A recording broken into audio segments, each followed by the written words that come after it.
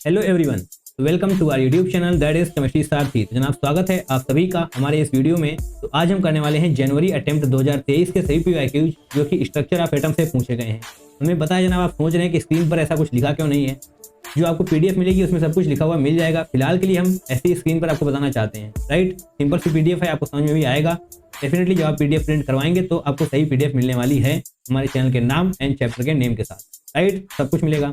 तो फिलहाल आपको ये पता होना चाहिए कि हम 2023 जनवरी अटेम्प्ट के पीवाईक्यूज करने वाले हैं। एटॉमिक स्ट्रक्चर चैप्टर का नेम है। राइट, चलिए जनाब शुरू करते हैं। बट आपको शुरू करने से पहले आपको ये बताना चाहेंगे कि 2022, 2023 एंड 2024 के पीवाईक्यूज ऑलरेडी अपलोड कर दिए गए हैं। अगर कुछ नहीं हुआ है तो आगे आने वाले वक्त में वो भी कराया जाएगा। जनाब हमारे चैनल के साथ जुड़ जाइए, काफ़ी ज़्यादा क्वालिटी कंटेंट आपको मिलने वाला है।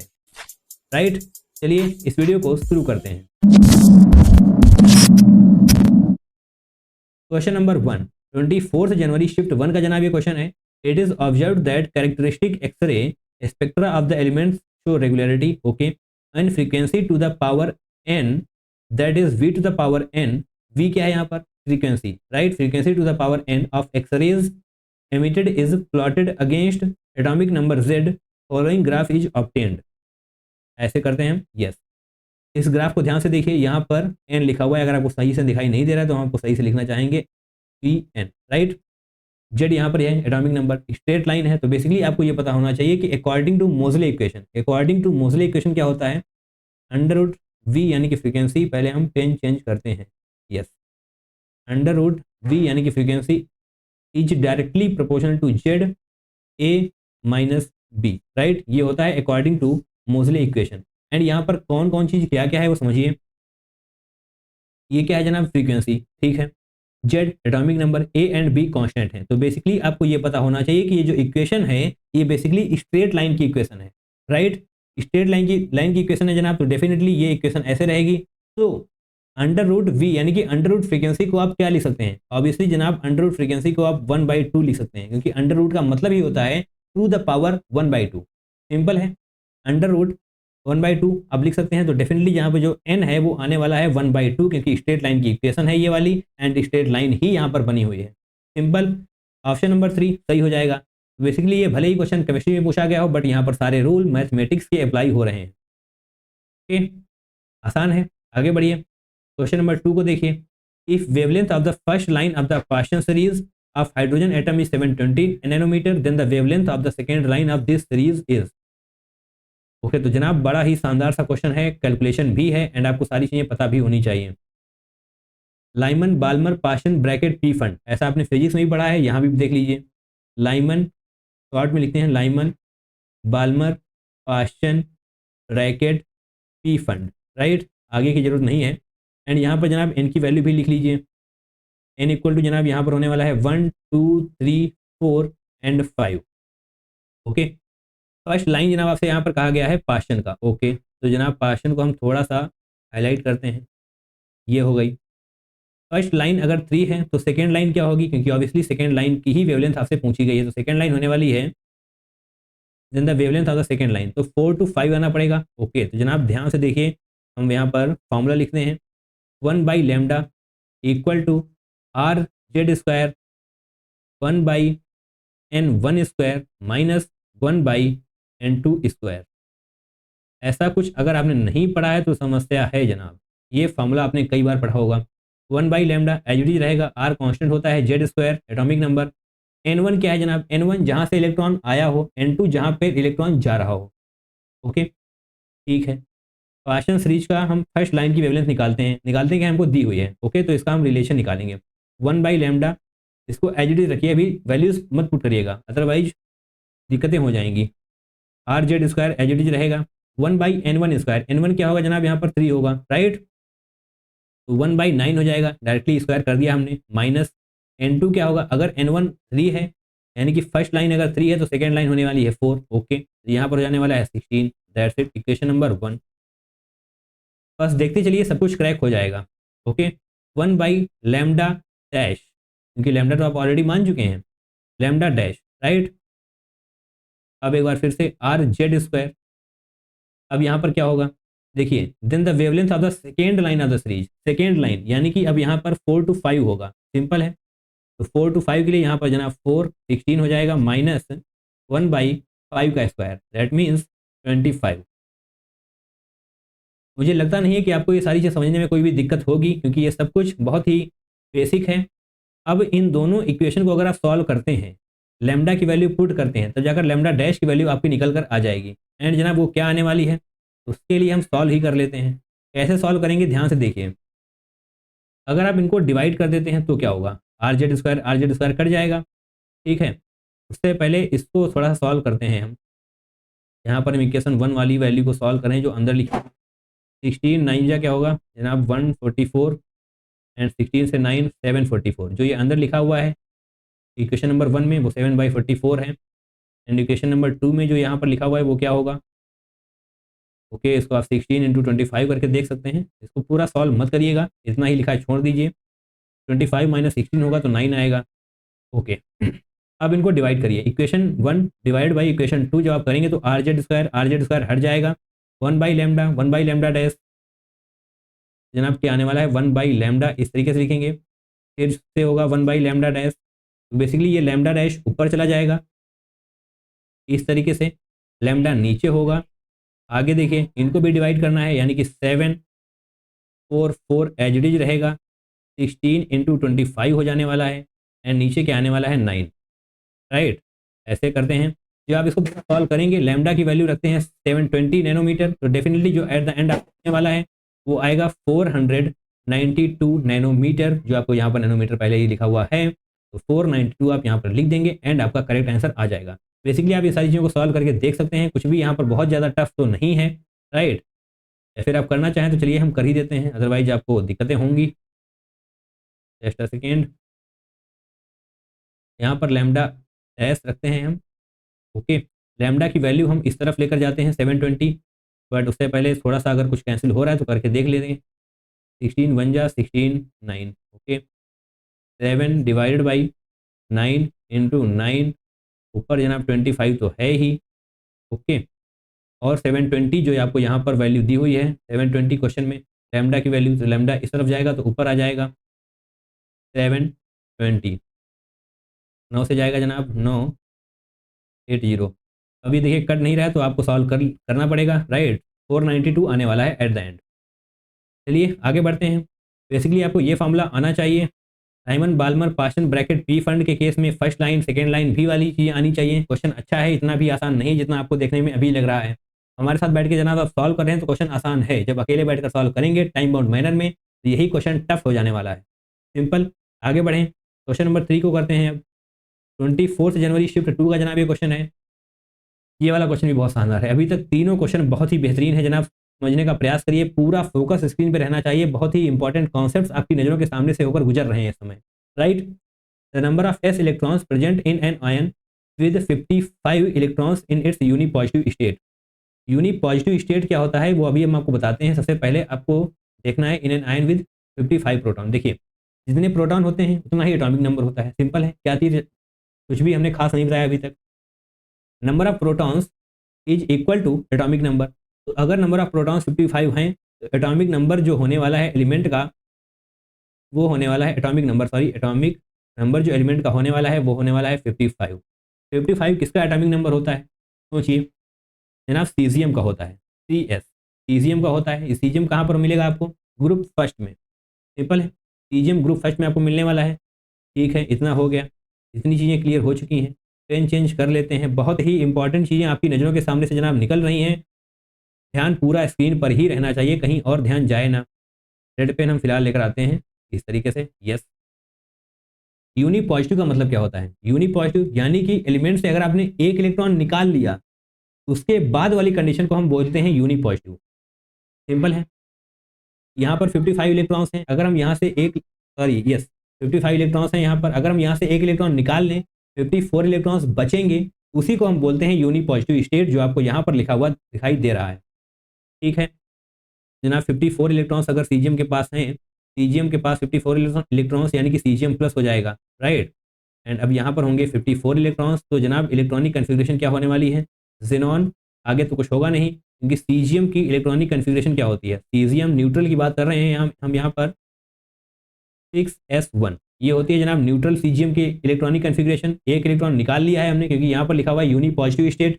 यूनी पॉजिटिव स्टेट का मतलब ये होता है कि हमें एक एलिमेंट से इलेक्ट्रॉन निकालना है। सिंपल, एक इलेक्ट्रॉन हमने निकाला, 54 इलेक्ट्रॉन्स बचे हैं, तो एक इलेक्ट्रॉन जाएगा 6s ऑर्बिटल, यानी कि s ऑर्बिटल से एक इलेक्ट्रॉन चला जाएगा। सिंपल है। तो अब जो जेनॉन है इसमें कितने s ऑर्बिटल हैं, क्योंकि जनाब वापस से क्वेश्चन पढ़िए, the number of s electrons पूछे गए हैं आपसे। तो अगर आपके पास नंबर ऑफ s ऑर्बिटल ही नहीं होंगे तो s में जितने इलेक्ट्रॉन्स हैं वो आप कैसे बताएंगे। तो यहाँ पर जनाब होने वाले हैं जेनॉन के अंदर 5 s ऑर्बिटल। कौन कौन से?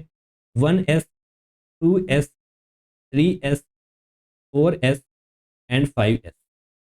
सिंपल है। 6s में जो एक इलेक्ट्रॉन था वो तो आपने निकाल दिया, क्योंकि यूनिपॉजिटिव स्टेट आपको लेनी थी। तो 1s, s ऑर्बिटल में कितने इलेक्ट्रॉन्स होते हैं? 2, सभी में 2 ही होते हैं। यहाँ पर भी 2 होंगे, यहाँ पर भी 2 होंगे, यहाँ पर भी 2 होंगे, एंड इन दोनों में भी 2 ही होने वाले हैं। आपसे पूछा गया नंबर ऑफ s इलेक्ट्रॉन, तो जनाब इन सभी को ऐड करिए, कितने इलेक्ट्रॉन्स हैं s ऑर्बिटल में। जनाब करेक्ट आंसर होने वाला है 10, दैट इज ऑप्शन नंबर 4। कैसा लगा क्वेश्चन एंड कैसा लगा एक्सप्लेनेशन? जनाब कमेंट सेक्शन में बताना जरूर है एक्सप्लेनेशन कैसा लगा एंड ये क्वेश्चन भी कैसा लगा। जनाब बहुत ही शानदार क्वेश्चन है। ऐसे क्वेश्चंस की ज़रूरत आपको पड़ेगी अगर आपको रैंक आगे बढ़वानी है, right. The number of s orbitals present in an ion with 55 protons in its unipositive state. Proton देखते ही आपको पता चल गया है कि एटॉमिक नंबर कितने होंगे। क्या होगा एटॉमिक नंबर? 55 होगा। सीजियम होता है एलिमेंट, ठीक है। यूनिपॉजिटिव स्टेट से आपको ये पता चल गया एक इलेक्ट्रॉन आपको निकालना है, ठीक है। उसके बाद आपको इलेक्ट्रॉनिक कन्फिग्रेशन पता चली, नोबेल गैस आ गई जेनॉन। तो उस केस में 5 s ऑर्बिटल होते हैं, सभी s ऑर्बिटल के पास 2-2 इलेक्ट्रॉन होते हैं, ये भी आपको पता है। तो जनाब 10 इलेक्ट्रॉन हो जाएंगे s ऑर्बिटल में। आगे बढ़ें, कैसा लगा क्वेश्चन बताइएगा जरूर। क्वेश्चन नंबर 4 की तरफ फिलहाल के लिए हम जाते हैं। तो बेशक इन तीनों क्वेश्चन को आपको रिपीट करना ही करना है। क्वेश्चन नंबर 4 देखिए, the radius of the second orbit of elite 2+, यानी कि lithium 2+ is x, the expected radius of the third orbit of beryllium 3+। तो जनाब ये भी क्वेश्चन अच्छा ही है। क्या हो गया था इस बार? सारे ही अच्छे क्वेश्चन पूछ लिए हैं एटॉमिक स्ट्रक्चर से। आर का फॉर्मूला क्या होगा? रेडियस का फॉर्मूला जनाब होता है r0n² z, right. r0n² z² यहाँ पर भी होता है। तो जनाब यहाँ पर हम रेडियस का फॉर्मूला लिखते हैं r=r0n²/z। r0 क्या है? बोर रेडियस, ठीक है, उसको मान लीजिए बोर रेडियस है। r ये फॉर्मूला हो चुका है एंड इसी की हेल्प से हम आगे करेंगे। n ऑर्बिट है, z एटॉमिक नंबर, ठीक है। The radius of the second orbit of elite 2+ is x। जनाब रेडियस x दे दी गई है आपको, किसकी है ये? Second orbit of elite 2+। r0 as it is रखिए, सेकेंड ऑर्बिट यानी कि n=2 होने वाला है, दैट मीन्स 4 हो जाएगा, क्योंकि यहाँ पर स्क्वायर लिखा हुआ है। z लिथियम, लिथियम का जनाब एटॉमिक नंबर क्या होता है? हाइड्रोजन हीलियम लिथियम, जनाब 3 होता है। सिंपल, ये आ गई जनाब x की वैल्यू, ठीक है। इसको अभी के लिए हम बॉक्स में बंद कर लेते हैं, आगे बढ़िए। The expected radius of the third orbit of Be3+। r लिखते हैं यहाँ पर r3e, ठीक है। r0 होगा ही होगा, थर्ड ऑर्बिट है तो जनाब n की वैल्यू 3 होने वाली है, तो इंटू 9 हो जाएगा, क्योंकि स्क्वायर करना है हमको। आगे आइए, z hydrogen helium lithium beryllium, beryllium यानी कि 4, ये होने वाला है। ओके, सही किया है हमने, बिल्कुल सही किया है, कोई गलती नहीं है जनाब। यहाँ से r0 की वैल्यू हमको निकालनी है, यहाँ पर पुट करनी है, तब जाकर हम करेक्ट आंसर तो तक पहुँच पाएंगे, ठीक है। यहाँ पर r0 की वैल्यू आप कैसे निकालेंगे? r0 क्या होगा? 3x/4, 3x/4, एंड इसी को आप यहाँ पर वैल्यू पुट कर दीजिए। 3x/4 होने वाली है, r0 की वैल्यू हमने यहाँ से उठाई, यहाँ पर रखी, इंटू 9/4 ऑलरेडी है जनाब। RBE यानी कि बेरिलियम का रेडियस जो आएगा वो आएगा 9×3 = 27x/16। 27x/16 क्या कहीं पर है? यस, ऑप्शन नंबर 3 है। ध्यान से पूरा फोकस स्क्रीन पर, अदरवाइज आप ऑप्शन नंबर 4 को भी टिक करके आगे बढ़ सकते हैं। सिंपल है, थोड़ा सा मैनिपुलेशन करना है एंड ये क्वेश्चन थोड़ा सा आसान ही हम बोलेंगे, बट फिर भी आपको प्रैक्टिस करनी पड़ेगी। क्वेश्चन नंबर 5, 25 जनवरी शिफ्ट 1 का है ये। How many of the following metal ions have similar value off spin only magnetic moment in gaseous state? Similar spin only magnetic moment आपको बताना है। ये 4 एलिमेंट हैं आपके पास, आपको स्पिन ओनली मैग्नेटिक मोमेंट बताने से अच्छा है कि number of unpaired electrons count कर लीजिए, कैलकुलेशन बच जाएगी, क्योंकि जितने अनपेयर्ड इलेक्ट्रॉन्स अगर सेम हैं तो डेफिनेटली मैग्नेटिक मोमेंट भी सेम ही होने वाला है। तो ठीक है, इसका जनाब वैनेडियम 3+ की बारी है। वैनेडियम 3+ की इलेक्ट्रॉनिक कन्फिग्रेशन क्या होगी बताइए। 23 एटॉमिक नंबर आपको दिया हुआ है, 4s2 3d3 होता है, बट 3 इलेक्ट्रॉन जाएंगे तो डेफिनेटली 3d2 बचने वाला है, यानी कि नंबर ऑफ अनपेयर्ड इलेक्ट्रॉन्स कितने हो गए, 2 हो गए। ठीक है, मैग्नेटिक मोमेंट निकालने की जरूरत नहीं है जनाब, सिर्फ नंबर ऑफ अनपेयर्ड इलेक्ट्रॉन से ही क्वेश्चन क्रैक हो जाएगा। क्रोमियम 3+ की बारी है। क्या होगा क्रोमियम 3+ में, 3d3 होने वाला है। राइट, कैसे होगा जनाब, अब उस पर वक्त जाया करने की जरूरत नहीं है। राइट, 25 नहीं 26 होने वाला है Fe का, Fe 2+ है। 26 तो बेशक यहाँ पर 3d6 होने वाला है।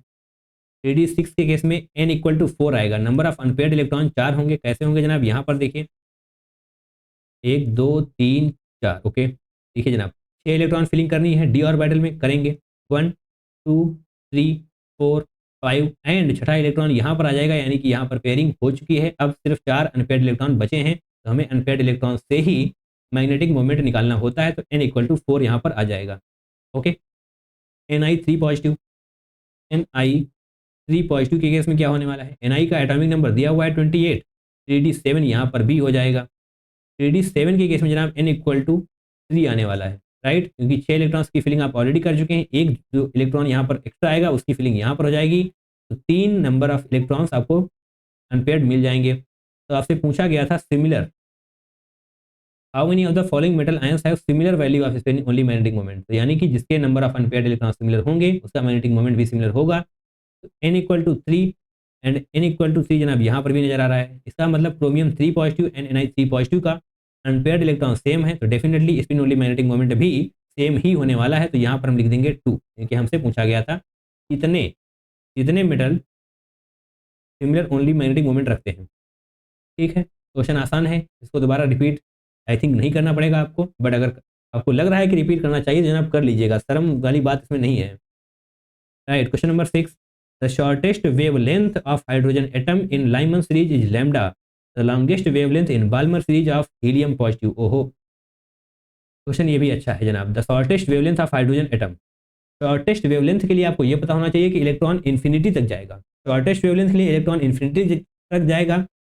फिर लॉन्गेस्ट वेवलेंथ के केस में जस्ट वन मोर, सिंपल है, just one more. Okay, shortest wavelength के बारे में हम बात करने वाले हैं। हाइड्रोजन एटम आपको दिया हुआ है 1/λ इज इक्वल टू RZ² और 1/n1² माइनस 1/n2² होता है। मैंने कहा था जहां से इलेक्ट्रॉन आया है वो होता है n1², यानी कि लाइमन सीरीज ऑब्वियसली 1 ही होने वाला है। Lyman, Barmer, Paschen, bracket, P fund अभी अभी आप पढ़ के आए हैं, तो लाइमन के केस में n की वैल्यू क्या थी, 1, तो 1² 1 ही होने वाला है। लॉन्गेस्ट वेवलेंथ के लिए इलेक्ट्रॉन इन्फिनिटी तक जाएगा, यानी कि 1/∞ होने वाला है। ओके जनाब, 1/λ की वैल्यू क्या आ गई, RZ² आ गई, सिंपल है। ओके, आगे देखिए, the longest wavelength in Balmer series of helium positive, यहाँ पर तो सब कुछ बदल दिया गया है, 1/λ RZ² एंड यहाँ पर 1/n1², लाइमन, बाल्मर, यानी कि n की वैल्यू यहाँ पर क्या होने वाली है, 2, दैट मीन्स 4 आ जाएगा, 2 का स्क्वायर, माइनस 1/n2², यानी कि इलेक्ट्रॉन जहाँ पर जा रहा है लॉन्गेस्ट वेवलेंथ के लिए +1 करना होता है। अगर n2 में है लॉन्गेस्ट वेवलेंथ के लिए आपको n3 में जाना पड़ेगा, n2 में था n = 2 था, तो यहाँ पर n = 3 होने वाला है, दैट मीन्स -3 का स्क्वायर, यानी कि 9 होने वाला है। n1² minus 1/n1² minus 1/n2² होता है, सिंपल है।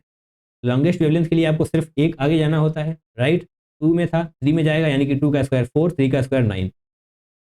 ओके, यहाँ पर जनाब लैम्डा नहीं लैम्डा डैश कर लीजिए, क्योंकि लैम्डा तो आप ऑलरेडी ले चुके हैं। यहाँ पर जेड की भी तो वैल्यू होगी, हमने ये कैसे छोड़ दिया, 1/λ डैश, आर को जनाब एज इट इज रखिए, बट Z² को भी तो इज्जत दीजिए, हीलियम पॉजिटिव, यानी कि यहाँ पर जनाब तो होने वाला है, यानी कि 2 × 2 दैट मीन्स 4, आपको यहाँ पर भी 4 चाहिए। अब इसको सॉल्व करेंगे तो क्या आने वाला है, 5/16। ओके, तो जनाब यहाँ से आर की वैल्यू निकालिए, यहाँ पर पुट करिए, तब जाकर आप इसको सही से कर पाएंगे। यहाँ पर जेड की वैल्यू तो 1 ही होने वाली है, हाइड्रोजन है, तो डेफिनेटली आर की वैल्यू क्या होने वाली है, 1/λ। ओके, आर की वैल्यू 1/λ हो जाएगी। यहाँ से जनाब आर की वैल्यू यहाँ पर पुट करते हैं हम, चलिए नीचे आइए, 1/λ डैश, आर की वैल्यू 1/λ हो जाएगी, 4 से ये चला जाएगा 4 एंड 5 डिवाइड बाई 4 आने वाला है। आप जब लैम्डा डैश को इस तरफ ले जाएंगे तो 4λ डिवाइड बाई 5 आने वाला है। ओके, ये जनाब यहाँ पर क्या कर दिया हमने, ये तो गलत हो गया, यहाँ पर 16 नहीं जनाब 36 होगा। ऐसी गलतियाँ करनी नहीं है जैसी हमने की है। ये हमने किया क्या था हमें खुद नहीं पता है। ठीक है, कोई दिक्कत नहीं है, सही कर लेते हैं। ऑप्शन की तरफ हमने देखा तो लगा कि हमने कुछ तो गलत किया है। 9 इंटू 4 36 हो जाता है ऑब्वियसली। तो जनाब 4 1 यहाँ पर 9 बचेगा, राइट। एंड यहाँ पर भी 9 होगा। जब आप लैम्डा डैश को इस तरफ करेंगे तो आने वाला है 9 इस तरफ जाएगा 5। ओके, 9λ डिवाइडेड बाई 5, क्या कुछ ऐसा है? 9λ divide by 5, yes. Option number 2 बिल्कुल सही हो जाएगा। तो इस क्वेश्चन की भी प्रैक्टिस आपको करनी पड़ेगी। आई बिलीव इस क्वेश्चन की भी प्रैक्टिस आपको करनी चाहिए, क्योंकि ऐसे क्वेश्चंस गलत ना हो तो ज़्यादा बेहतर होगा। क्वेश्चन नंबर 7 की तरफ आइए। क्वेश्चन नंबर 7 क्या है जनाब? Assume that the radius of the first Bohr orbit of hydrogen atom is 0.6 angstrom. चलिए मान लेंगे हम, क्या दिक्कत है इसमें। The radius of the third Bohr orbit of helium positive in picometre, ध्यान रखना है। एंगस्ट्रॉम का मतलब होता है 10 to the power minus 10 metre, picometre का मतलब होता है 10 to the power minus 12 metre. Okay, radius of the first Bohr orbit of hydrogen atom, चलिए जनाब आर मान लेते हैं, R naught n square by Z. अभी भी फॉर्मूला लिख के आए हैं तो चलिए एक बार फिर से लिख ही देते हैं। फर्स्ट बोर ऑर्बिट यानी कि एन की वैल्यू 1 होने वाली है, हाइड्रोजन ऑब्वियसली जेड की वैल्यू भी 1 होगी, तो R equal to R naught 0.6 angstrom, यानी कि आर नॉट की जो वैल्यू है जनाब वो है 0.6 एंगस्ट्रॉम। अगर समझ में नहीं आया जनाब दोबारा से ध्यान से देखते हैं हम। आर एज इट इज रहेगा, आर नॉट की वैल्यू पता करनी है हमको, ठीक है, इसको भी एज इट इज रखिए। N square first Bohr orbit बोला गया तो एन की वैल्यू भी 1 होने वाली है। जेड हाइड्रोजन एटम है तो इसकी भी वैल्यू 1 होने वाली है, तो ये दोनों तो 1 ही हो गए, हट गया। आर की वैल्यू आपको यहाँ पर दी हुई है 0.6 एंगस्ट्रॉम, आर नॉट की वैल्यू 0.6 एंगस्ट्रॉम आने वाली है। ठीक है, पहली लाइन सॉल्व हो गई है, आगे बढ़िए। The radius of the third Bohr orbit of helium positive, अब बारी है जनाब फॉर्मूला यूज करने की। R equal to R naught की वैल्यू आप डायरेक्टली लिख ही लीजिए, 0.6 एंगस्ट्रॉम रखते हैं चलिए फिलहाल, into n square by Z. N square क्या होगा? थर्ड बोर ऑर्बिट यानी कि तीसरी orbit, n equal to 3, that means 9 आने वाला है। ओके, जेड हीलियम पॉजिटिव यानी कि 2 आने वाला है। जेड का स्क्वायर नहीं करना होता है, सिर्फ एन का स्क्वायर करना होता है, राइट। 9 डिवाइड बाई 2 आने वाला है। ओके, अब जनाब इसको पिकोमीटर में कन्वर्ट करना पड़ेगा हमको। ठीक है, अभी करते हैं। 0 को पिकोमीटर में कन्वर्ट करेंगे। यहाँ पर क्या है? 10 to the power minus 10। Angstrom का मतलब होता है 10 to the power minus 10 metre. Picometre का मतलब होगा 10 टू द पावर माइनस 12। इसको फिलहाल इसे कट करेंगे तो 0.3 आएगा, इंटू 9 हो जाएगा, तो जनाब यहाँ पर क्या होगा? 2.7 into 10 to the power minus 10 हमने लिख लिया है, एंड यहाँ पर मीटर लिख देते हैं। कैसे किया ध्यान से समझिए। एंगस्ट्रॉम को हम मीटर में कन्वर्ट करेंगे तो 10 टू द पावर माइनस 10 आएगा, इसको हमने हटाया तो 0.3 आया, मल्टीप्लाई बाई 9 किया तो 2.7 आया। ठीक है, बट आपको आंसर करना है पिकोमीटर में, तो 2.7 into 10 to the power minus 10 को हम क्या लिख सकते हैं? 270 into 10 to the power minus 12 metre भी तो लिखा जा सकता है, राइट। 2.7 एक पॉइंट यहाँ पर लाइए, एक पॉइंट यहाँ पर लाइए, यानी कि यहाँ पर 270 आने वाला है, तो डेफिनेटली यहाँ पर भी वैल्यू कम होने वाली है। अगर आप यहाँ पर वैल्यू बढ़ाएंगे तो यहाँ पर कम करनी पड़ेगी। 10 to the power minus 12 that means picometre. इसका जो करेक्ट आंसर होने वाला है वो होने वाला है 270। ओके, आगे बढ़ें, क्वेश्चन नंबर 8 को करते हैं। The energy of 1 mole of photons of radiation of frequency 2 into 10 to the power 12 hertz is. Okay, तो ये वाला क्वेश्चन भी तो बहुत ही आसान है जनाब। एनर्जी की वैल्यू क्या होती है? एच न्यू, सिंपल है। एच की वैल्यू आपको दी हुई है, फ्रीक्वेंसी भी आपको बताई गई है, बट आपसे यहाँ पर क्या कहा गया है? 1 मोल। ऐसा क्वेश्चन पहले भी पूछा जा चुका है, 2022 में हमने खुद सॉल्व कराया है। ठीक है जनाब, 1 मोल के लिए आपको Na से मल्टीप्लाई करना पड़ेगा। Na की वैल्यू भी आपको यहाँ पर दी हुई है। H की वैल्यू क्या है? 6.626 into 10 to the power minus 34 and nu यानी कि frequency 2 into 10 to the power 12। Okay, और आगे आते हैं हम। Na two two into 10⁻23, right.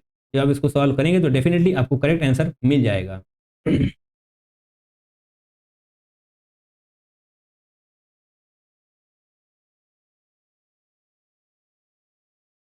तो जब आप इसको मल्टीप्लाई करेंगे तो करेक्ट आंसर आने वाला है 798, राइट। एंड ऑब्वियसली जूल पर मोल में ही आने वाला है, तो इसको आप 798 यहाँ पर लिख देंगे तो डेफिनेटली आपको 4 नंबर मिल जाएंगे।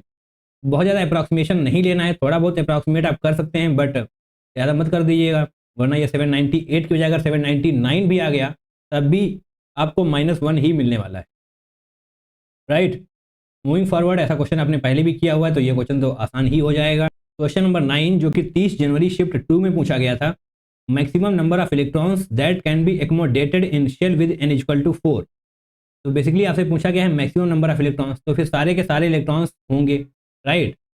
n equal to 4, n equal to 4 के केस में क्या क्या हो सकता है, 4s हो सकता है ऑब्वियसली, 4p, 4d, 4f, ये सभी हो सकता है। 4s, 4p, 4d, 4f आपने पढ़ा भी है। जनाब एस ऑर्बिटल में कितने इलेक्ट्रॉन्स होते हैं, मैक्सिमम 2, p में कितने होते हैं, मैक्सिमम 6, d में जनाब होते हैं 10 एंड f में होते हैं 14। यहाँ पर हम मैक्सिमम की बात कर रहे हैं। ऐड कर दीजिए चारों को, 2 + 6 + 10 + 20, सॉरी 2 + 6 + 10 + 14 आने वाला है जनाब 32, राइट। 32, यस, ये हो जाएगा correct answer. Maximum number of electrons that can be accommodated in shell with n equal to 4, तो आपको ये पता होना चाहिए। अगर यहाँ पर बात करता है n इक्वल टू 3 की तो फिर आप s p d पर ही रुक जाते, f पर जाने की जरूरत नहीं थी, राइट, अगर आप n इक्वल टू 3 की बात करें तो। बट यहाँ पर n इक्वल टू 4 है तो डेफिनेटली हम s p d f चारों पर जाएंगे। आगे बढ़िए, क्वेश्चन नंबर 10 को करिए। 30 जनवरी शिफ्ट 2 का जनाब ये क्वेश्चन है। ओहो, ये तो शानदार सा क्वेश्चन है। मैथमेटिकल एबिलिटी आपके अंदर होनी चाहिए तभी जाकर ये क्वेश्चन क्रैक होगा। The wave function that is sigh of 2s is given by Sai 2s। Okay, ये तो बड़ा तगड़ा एक्सप्रेशन लिखा हुआ है, देख कर डर लगेगा बट आसान है। r equal to R naught radial node is formed at r equal to R naught radial node is formed, thus R naught in terms of A naught. Okay, तो रेडियल नोड होता क्या है, ऐसा कुछ देखिए, आपने डायग्राम देखा होगा, सीखा भी होगा, इस तरीके से बनता है, राइट। तो जनाब यही होती है रेडियल नोड, ये इसी को हम बोलते हैं रेडियल नोड, ठीक है। रेडियल नोड का मतलब क्या हुआ, रेडियल नोड का मतलब जनाब वो हुआ ऐसा पॉइंट जहां पर इलेक्ट्रॉन पता करने की एबिलिटी, इलेक्ट्रॉन पाने की प्रोबेबिलिटी 0 हो, राइट। बेसिकली रेडियल नोड एक पॉइंट होता है जहां पर probability of finding an electron is 0, right. Simple हो गया, क्लियर। आगे देखिए, साइड 2s के केस में जनाब 0 होने वाली है। Wave function of side 2s is given by, okay, तो आपको यहाँ पर लिखा हुआ है तो साइड 2s तो यहाँ पर 0 हो जाने वाला है, राइट। 2s करिए यहाँ पर इस तरीके से, side 2s is equal to 0। ये बातें अगर आपको नहीं पता हैं तो दिक्कत है जनाब, ये सारी चीज़ें पता होनी चाहिए। अगर साइड 2s को हम 0 मान लेते हैं तो पूरा लिखने से अच्छा है यहीं पर हम थोड़ा सा इसको हम यहाँ पर कट कट नहीं कर रहे हैं जनाब, क्वेश्चन बिल्कुल सही है, इसको हम पूरा लिखना नहीं चाहते हैं क्योंकि साइड 2s की वैल्यू 0 है तो यहाँ पर हम 0 लिख रहे हैं, राइट। कर सकते हैं ऐसा। अब इसको ध्यान से देखिए, ये जो लिखा हुआ है आपके पास इतना, इसको हम बॉक्स के अंदर कर रहे हैं, इसको ध्यान से देखिए, क्या ये कांस्टेंट है, ऑब्वियसली 1 2 2 पाई ए नॉट सब कुछ कांस्टेंट है, राइट। कांस्टेंट है तो फिर डेफिनेटली ये 0 को टेंड कर जाएगा क्योंकि इस तरफ 0 है, राइट। 0 बन जाएगा, टेंड क्या 0 बन ही जाएगा। और इसको देखिए जनाब, क्या ये भी कांस्टेंट है, ऑब्वियसली जनाब ये भी कांस्टेंट है तो इसकी भी वैल्यू 0 ही हो जाने वाली है। जो बहुत भयंकर आपको ये एक्सप्रेशन नज़र आ रहा था वो बहुत ही आसानी से सॉल्व हो गया क्योंकि ये भी 0 हो जाएगा, ये भी 0 हो जाएगा, बट ये वाला 0 नहीं होगा क्योंकि जनाब r 0 नहीं होने वाला, राइट। तो इसको यहाँ पर लेकर आते हैं, 2 minus r by a naught is equal to 0, right, क्योंकि 0 है, ऑब्वियसली है। अब बताइए r नॉट की वैल्यू क्या होने वाली है, ए नॉट, तो जनाब ये हो जाएगा 2a naught minus r divided by a naught, ये इस तरफ जाएगा तो 0 हो जाएगा। That means r is equal to 2a naught, ये हो जाएगा करेक्ट आंसर। क्या कुछ ऐसा है, r is sorry r not यहाँ पर लिख लीजिए, r नॉट यहाँ पर भी होगा, r नॉट यहाँ पर भी होगा, r naught is equal to 2a naught, that means option number 4 is the correct one, right. ये जो बहुत तगड़ा एक्सप्रेशन आपको नजर आ रहा था जिसको देखने में ही डर लगा, हमने क्वेश्चन स्किप करने की कोशिश की, राइट। हम आपकी बात करें जनाब, एग्जाम में ऐसा ही होने वाला है, अगर ऐसा कुछ दिखेगा आप क्वेश्चन को स्किप करके आगे बढ़ने की कोशिश करेंगे, बट थोड़ा सा ध्यान दीजिए, रुकिए, ठहरिए, यहीं पर है जनाब वो ये क्वेश्चन जो आपसे आसानी से सॉल्व हो जाएगा, राइट। तो निश्चित तौर पर ये कांस्टेंट है, ये भी कांस्टेंट है, तो जीरो हो जाएगा, क्योंकि इस तरफ आपको पता होना चाहिए कि साइड 2s की वैल्यू जीरो होती है। अब हम इसको हटा देते हैं। यस, क्वेश्चन सॉल्व हो गया, हमने हटा दिया। एंड रेडियल नोड हमने बता दिया आपको। रेडियल नोड का मतलब क्या है? जहाँ पर प्रोबेबिलिटी जीरो हो इलेक्ट्रॉन मिलने की, राइट। आगे बढ़ना चाहिए हमको, डेफिनेटली बढ़ना चाहिए। Question number 11, which transition in the hydrogen spectrum would have the same wavelength as the Balmer type transition from n equal to 4 n equal to 2 of helium positive spectrum, right? Balmer type transition from n equal to 4 to n equal to 2। अच्छा question है जनाब, बहुत ही अच्छा question है, क्योंकि यहाँ पर दोनों n की वैल्यू आपको पता करनी पड़ेगी। एंड हाइड्रोजन नहीं है, हीलियम है, तो एक अच्छा क्वेश्चन है। लाइमन नहीं है, बाल्मर है, तो यहाँ पर भी आसानी से आप क्वेश्चन को इतनी आसानी से तो करेक्ट नहीं कर पाएंगे, बट डेफिनेटली हम तो करेंगे ही, क्योंकि हम प्रैक्टिस के लिए बैठे हैं। जनाब सबसे पहले हम हीलियम का ही वेवलेंथ लिख लेते हैं, राइट। 1/λ helium positive, R Z square होता है, तो आर को एज इट इज रखिए। जेड स्क्वायर यानी कि एटॉमिक नंबर ऑफ हीलियम कितना होता है? 2 होता है, 2 का स्क्वायर 4 हो जाएगा, right. 4 1/n1 square minus 1/n2 square, तो 1/n1 स्क्वायर क्या होगा? यहाँ पर n1 2 होने वाला है, 2 का स्क्वायर क्या होता है? 4 माइनस n इक्वल टू 4 यानी कि जनाब 1/4 का स्क्वायर 16 हो जाएगा। ओके, ये लिख लिया है आपने 1/λ, यानी कि हीलियम का लैम्डा लिख लिया है, हीलियम की वेवलेंथ आपने लिख ली है। ओके, तो आपसे पूछा गया है which transition in the hydrogen spectrum would have the same wavelength, यानी कि 1/λ हाइड्रोजन, आर यहाँ पर एज इट इज रहेगा, बट अगर हम बात करें जेड की, जेड तो 1 होता है, राइट, तो यहाँ पर 4 नहीं जनाब 1 ही आने वाला है। अब यहाँ पर आपको पता करना है n1 square minus n/n2 square, right, ऐसे होगा। तो अब आपको बताना है n1 क्या होगा, n2 क्या होगा, राइट।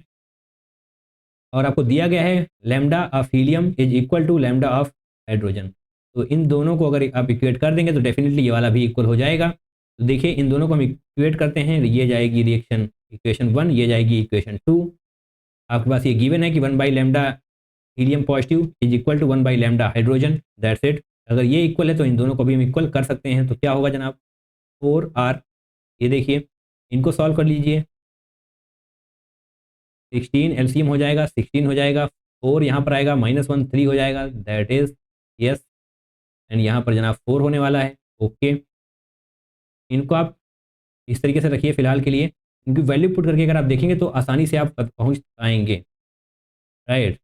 1/n2 स्क्वायर पूरा ही लिख देते हैं। ओके, आर से आर चला जाएगा, 4 16 यानी कि 3/4 आने वाला है। स्क्रीन थोड़ी सी ऊपर करेंगे, यस। आप जनाब वैल्यू पुट करिए, n1 स्क्वायर यहाँ पर है, n2 स्क्वायर यहाँ पर है, ठीक है, वैल्यू पुट करेंगे हम।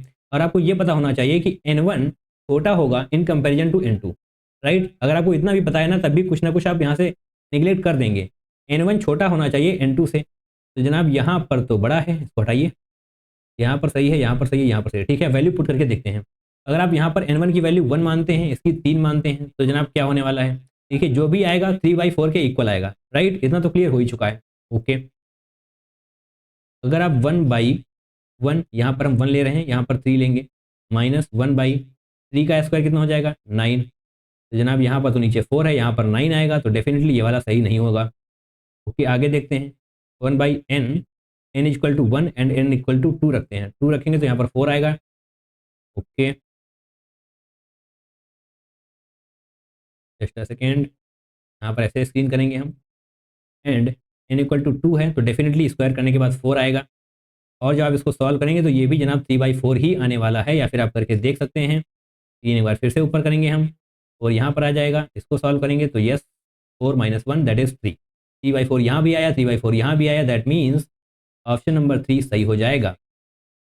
क्या मतलब हुआ जनाब इसका? हीलियम पॉजिटिव आपको दिया हुआ था लैम्डा, हीलियम पॉजिटिव का lambda are Z square, obviously helium का एटॉमिक नंबर 2 होता है, तो 2 का स्क्वायर 4 हो जाएगा। n1 n2 आपको यहाँ पर दिए हुए हैं, कोई दिक्कत नहीं है। एंड आपको ये भी दिया गया है कि lambda of helium positive is equal to lambda of hydrogen, right. आगे करिए, एंड डेफिनेटली जब आप इसको सॉल्व करेंगे आसान है, आसानी से कट कर लेंगे, कुछ भी यहाँ पर आपको कन्फ्यूजिंग जैसा नहीं है। एंड आप अगर वैल्यू पुट करके देखेंगे तो क्वेश्चन सॉल्व करने में आसानी होगी। एंड अगर आप यहाँ से इक्वेशन बनाने की कोशिश करेंगे n2 square minus n1 square, नीचे आएगा n1 square into n2 square, तो जनाब वाट लग जाएगी एंड क्वेश्चन सॉल्व होगा नहीं। आसानी से ऑप्शन दिए हुए हैं तो पुट करके देख लीजिए, आंसर आ जाएगा, सिंपल है। आगे बढ़ते हैं, क्वेश्चन नंबर 12 करते हैं अब हम। Arrange the following orbitals in decreasing order of energy. तो सिंपल सा जनाब कॉन्सेप्ट है, वो पता होगा तो फटाफट से क्वेश्चन हो जाएंगे। n प्लस एल की वैल्यू जिसकी ज़्यादा होगी उसकी एनर्जी ज़्यादा होगी। Higher n plus n value higher energy, simple. अगर n प्लस एल की वैल्यू सेम आती है तो जिसकी n की वैल्यू ज़्यादा होगी उसकी एनर्जी ज़्यादा होगी। कई बार ये फॉर्मूला आपको बता चुके हैं, कई बार ये कॉन्सेप्ट बता चुके हैं, 100% आपने अपनी शॉर्ट नोट कॉपी में नोट कर ही लिया होगा। सिंपल है, कर लिया है, अच्छी बात है। n प्लस एल की वैल्यू यहाँ पर लिखते हैं, क्या होगा, n plus L that is 3, n plus L that is 4, n plus L that is 4, n plus L that is 5। पहला तो हमें रूल ये पता करना है कि n प्लस एल की वैल्यू जिसकी ज़्यादा होगी, n प्लस एल की वैल्यू उसकी एनर्जी ज़्यादा होने वाली है। तो बताइए जनाब n प्लस एल की वैल्यू किस में सबसे ज़्यादा है? ऑब्वियसली डी में सबसे ज़्यादा है, तो डी की एनर्जी सबसे ज़्यादा होने वाली है, यानी कि जनाब ऑप्शन नंबर 1 नहीं होगा, ऑप्शन नंबर 3 नहीं होगा। गुड। अब 5 के बाद बी सी, यानी कि बी सी की एनर्जी ज़्यादा होने वाली है इन कंपेरिजन टू ए, क्योंकि जनाब ए की n प्लस एल की वैल्यू क्या है, 3, तो ए की वैल्यू सबसे कम होने वाली है। इसमें भी है, ओके, तो जनाब इसको हमने हटा दिया एंड ऑप्शन नंबर 2 सही हो जाएगा। इसकी जरूरत आपको पड़ेगी नहीं, बट फिलहाल आप यहाँ पर कॉन्सेप्ट क्लियर के लिए बैठे हैं तो इसको भी समझ लीजिए। एन की वैल्यू किसकी ज़्यादा है? बी और सी में एन की वैल्यू किसकी ज़्यादा है? बी की ज़्यादा है, obviously n equal to 4, n equal to 3, तो बी में ज़्यादा है, तो डेफिनेटली बी की एनर्जी ज़्यादा होने वाली है इन कंपेरिजन टू सी, जो आपको यहाँ पर दिखाई दे जाएगा। सिंपल है, आसान है, क्योंकि दूसरा ऑप्शन भी बनाया जा सकता था बट उन्होंने नहीं बनाया है, ऑप्शन आसान रखे हैं, तो आप इसके दम पर भी क्वेश्चन क्रैक कर सकते हैं, बट आपको आना ये भी चाहिए। पहला कॉन्सेप्ट हम लगाएंगे n प्लस एल की वैल्यू इसकी ज़्यादा होगी उसकी एनर्जी ज़्यादा होगी। दूसरा कॉन्सेप्ट है इसकी n की वैल्यू ज़्यादा होगी उसकी एनर्जी ज़्यादा होने वाली है। Got it? आगे बढ़ें, डेफिनेटली क्वेश्चन नंबर 13 की जनाब बारी है। Electrons in a cathode ray tube have been emitted with the velocity of 1000 metre per second. The number of following statements, okay, number of following statement देखते ही दिमाग के तारा टन टन करने चाहिए जनाब, राइट, पूरा फोकस स्क्रीन पर आ जाना चाहिए। विच इज ट्रू, चलिए, नॉट ट्रू नहीं पूछा, थैंक यू सो मच।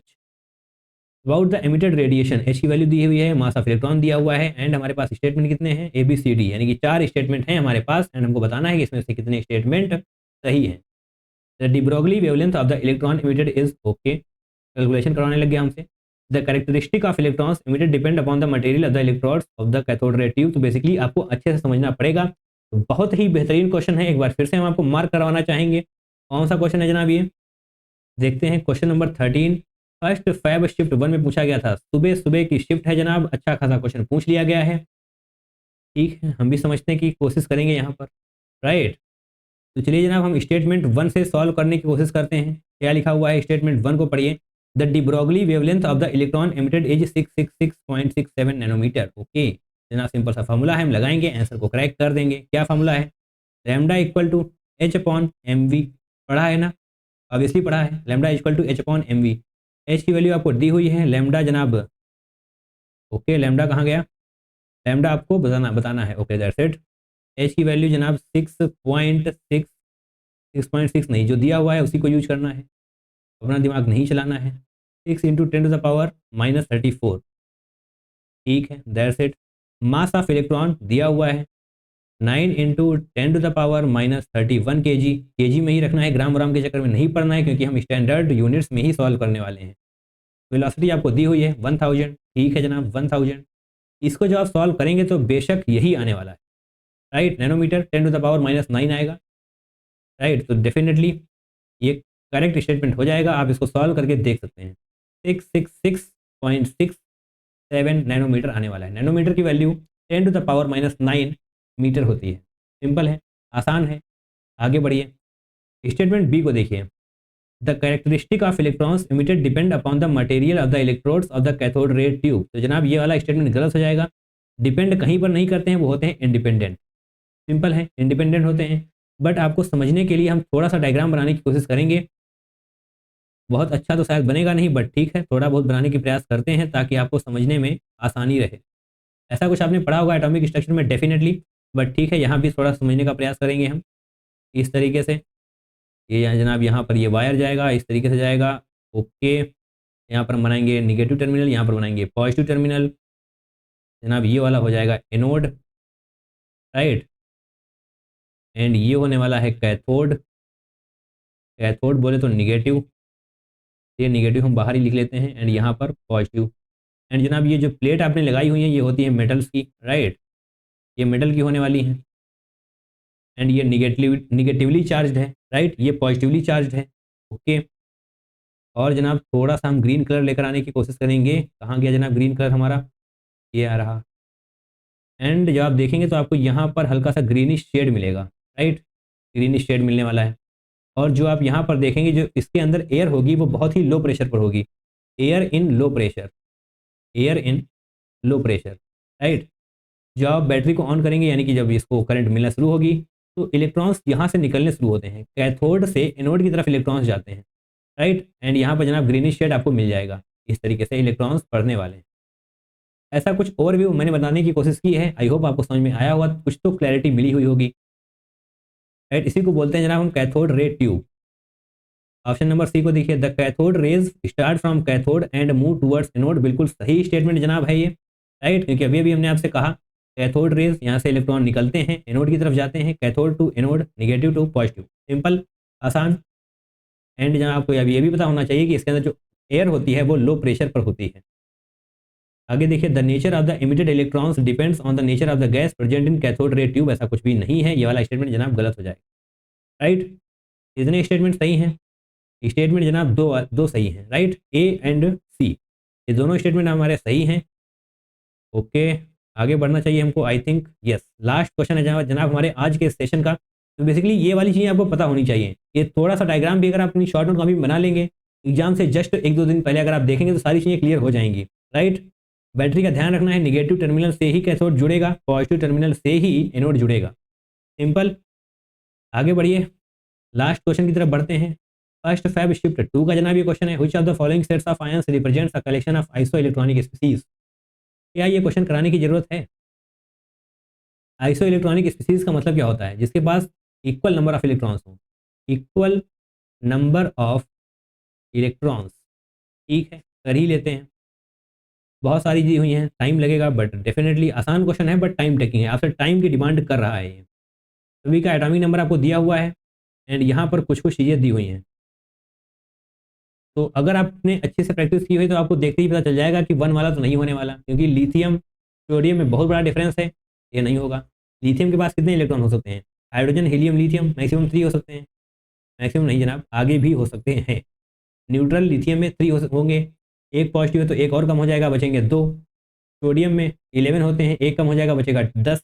तो डेफिनेटली वाला तो नहीं होने वाला। इस तरफ आइए, अगर ज़्यादा डिफरेंस है ना तो आप आसानी से उसको निगलेक्ट कर पाएंगे। ऐसी तरीके से आप ऑप्शन नंबर 2 को भी निगलेक्ट कर सकते हैं, राइट, क्योंकि barium, hydrogen, helium, lithium, beryllium, barium, barium, hydrogen, helium, lithium, beryllium, boron, carbon, nitrogen, oxygen, fluorine, neon. Okay, काफ़ी ज़्यादा हो गया जनाब, इसको अभी के लिए छोड़ते हैं। जो आपको देखने में नजर आ जाएगा वो होने वाला है ऑप्शन नंबर 4। कैसे होगा? क्योंकि इसको भी देख लीजिए, नाइट्रोजन 3 निगेटिव, यानी कि ये भी नहीं होगा। सल्फर 2 निगेटिव तो बहुत दूर चला गया, सल्फर का 16 होता है। ऐसा आप और भी लीजिए, अगर आप सब कुछ निकालने बैठ जाएंगे तो जनाब बहुत बड़ा लॉस होने वाला है आपको, काफ़ी ज़्यादा टाइम जाने वाला है। इसीलिए ये क्वेश्चन दिया गया है, आप इसमें उलझ कर रह जाएंगे कि आपको कॉन्सेप्ट आता होगा, आप करना चाहेंगे, बट डेफिनेटली 2 से 3 मिनट आपके, या फिर हम कहें 4 मिनट तक जाने वाले हैं इस क्वेश्चन को करने में, राइट। तो ऑप्शन नंबर 4 को आप देखिए, इनको देखेंगे ऐसा लगेगा कि आसपास की सारी चीज़ें हैं, राइट, ओके, आसपास की सारी चीज़ें हैं। तो डेफिनेटली ये क्या है? पोटेशियम। पोटेशियम का एटॉमिक नंबर क्या होता है? अगर आपको नहीं पता तो दिया गया है आपकी सहूलियत के लिए 19, बट आपको पता होना चाहिए 19 एटॉमिक नंबर होता है इसका, पोटेशियम का। बट पॉजिटिव लिखा हुआ है, यानी कि एक इलेक्ट्रॉन इससे निकाला गया है। तो पहले तो 19 इलेक्ट्रॉन थे, एक निकाला जा चुका है, तो बचेंगे 18 इलेक्ट्रॉन्स। क्लोरीन के पास कितने इलेक्ट्रॉन होते हैं? 17। हम यहाँ पर न्यूट्रल स्टेट की बात कर रहे हैं, बट क्लोरीन निगेटिव है, यानी कि एक इलेक्ट्रॉन इसको दिया गया है, दैट मीन 17 से 18 इसके भी हो जाएंगे। ग्रेट।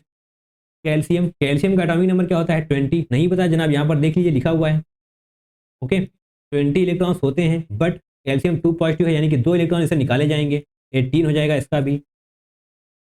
एंड अब बारी है स्कैंडियम की। स्कैंडियम यानी कि डी ब्लॉक की तरफ हम जा रहे हैं। स्कैंडियम का कितना होता है 21, यानी कि 21 इलेक्ट्रॉन्स होते हैं, बट स्कैंडियम 3 पॉजिटिव है, तो यहाँ से 3 इलेक्ट्रॉन निकाले जाएंगे। That means 18 number of electrons यहाँ पर भी होने वाले हैं। सिंपल है। देखिए अगर पॉजिटिव लिखा हुआ है इसका मतलब इलेक्ट्रॉन निकाले गए हैं, अगर निगेटिव है तो इसका मतलब इलेक्ट्रॉन दिए गए हैं। पॉजिटिव के केस में आपको इलेक्ट्रॉन माइनस करने पड़ेंगे, निगेटिव के केस में आपको इलेक्ट्रॉन प्लस करने पड़ेंगे। देख लीजिए सभी के पास 18 नंबर ऑफ इलेक्ट्रॉन्स हैं, that means iso electronic species हैं ये चारों की चारों। ऑप्शन नंबर 4 सही हो जाएगा। क्वेश्चन आसान है, कॉन्सेप्ट आसान है, but definitely time taking question है ये, आपका टाइम डिमांड करने की कोशिश की गई है। क्वेश्चन नंबर 14, क्वेश्चन नंबर 14 का चलिए जनाब, ऑप्शन नंबर 4 सही था। Thank you so much from the bottom of the heart, हमारे इस वीडियो को आपने लास्ट तक देखा, इसके लिए आप सभी का बहुत बहुत धन्यवाद। चलिए जनाब इस वीडियो को यहीं पर रोकते हैं। अगर आपको और प्रैक्टिस करनी है ऐसे क्वेश्चंस की तो जनाब जाइए, यहाँ पर आपको प्लेलिस्ट नजर आ जाएगी एटॉमिक स्ट्रक्चर की। और भी PYQ कराए गए हैं 2022, 23, 24 के PYQ करा दिए गए हैं। कुछ कॉन्सेप्ट वीडियोस भी आपको वहाँ पर मिल जाएंगे। बेसिकली उस प्लेलिस्ट को कंप्लीट करने के बाद पूरा चैप्टर आप कंप्लीट कर लेंगे, राइट, एग्जाम के लिए, राइट। तो पूरी तरीके से आपको प्रिपेयर होना है तो जाइए एटॉमिक स्ट्रक्चर की सारी प्लेलिस्ट को आप देखिए, डेफिनेटली आपको बहुत ज़्यादा फायदा होने वाला है। चलिए जनाब आज के लिए इतना ही, मिलते हैं किसी दूसरे वीडियो में। Till then take care, tata bye bye and I love you all.